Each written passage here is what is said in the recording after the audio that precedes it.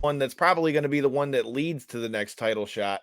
Um, the Justin Gaethje versus Michael Chandler fight. Um, this fight is probably the one that, even if everybody's looking forward to the title fights, this one could steal the whole card, which is another reason why it's just insane how stacked that this card is. Um, I don't know, man. I've gone back and forth like multiple times on how I kind of feel this fight's going to go, because I feel like with both of these guys, even though they both have, wrestling backgrounds, I think we all know that they're going to bang in this fight.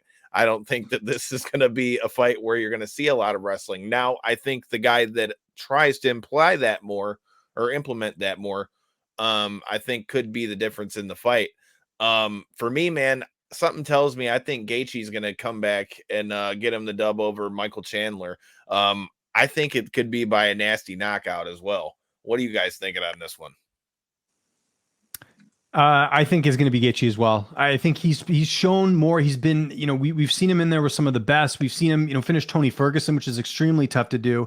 We've seen, other fighters not be able to do that. To me, what it comes down to is level of opposition, and also I think the fact that Gaethje, his losses are fights that he was throwing the kitchen sink at the other guy and just happened to get caught. I mean, I don't know if you guys were at UFC 218 in Detroit. I was. Yes, That was a sir. fight where I was there too. And by the way, love that. That's one of my most memorable cards that I've ever covered. I love that That was whole so city. It was awesome.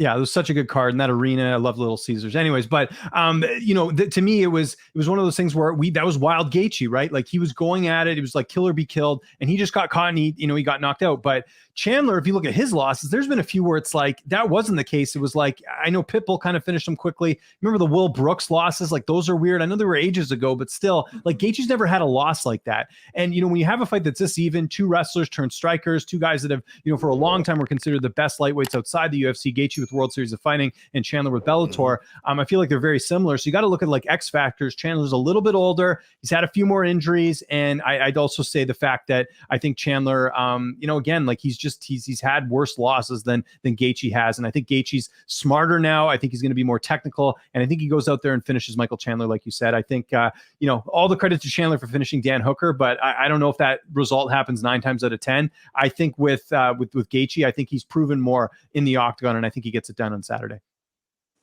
I definitely agree with you, both of you guys, on this point.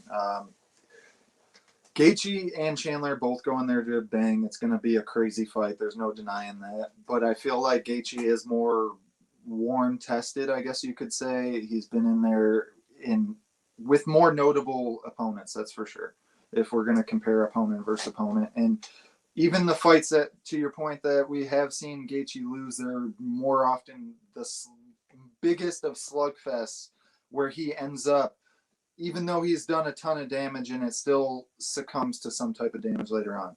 And where we've seen Chandler lose is he isn't able to sustain as much damage and ends up falling sooner.